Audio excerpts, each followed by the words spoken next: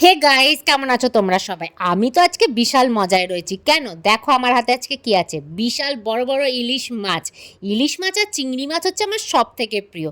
তাই বাজারে এত ফ্রেশ ইলিশ মাছ দেখতে পেয়ে কন্ট্রোল না করতে পেরে নিয়েই এলাম।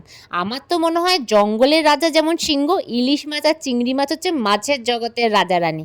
আর ঘরে ছিল বেগুন, তাই ভাবলাম যখন পাতলা পাতলা ইলিশ মাছের ঝোল বানাচ্ছি, তো একটু তেল বেগুনও বানানো যাক, তাহলে লাঞ্চটা আরও ভালোভাবে জমে যাবে। এখানে ইলিশ মাছও ভাজা হয়ে গেছে আর তার সাথে চলছে এখানে তেল বেগুনের প্রিপারেশন। একটু অল্প করে আলুও কেটে নিলাম। তো আমার তেল বেগুনও অলমোস্ট রেডি হয়ে গেছে, কিন্তু যখন আমি চাল বার করতে গিয়ে দেখলাম আমার চাল শেষ। বাইরে গিয়ে আমি টাইম তো নষ্ট করব না, কারণ আজকে আমাকে খুব তাড়াতাড়ি লাঞ্চ করতে হবে, তাই ডালিয়াই বানিয়ে ফেললাম। এখানে পাতলা পাতলা ইলিশ মাছের ঝোল রেডি আলু বেগুন দিয়ে। আর আমার আজকে লাঞ্চের প্লেটও রেডি, ওপর থেকে দিয়ে দিলাম একটু ইলিশ মাছের তেল। তো আজকে লাঞ্চের প্লেটটা কেমন লাগলো? পরের ব্লগে আবার দেখা হচ্ছে, টাটা।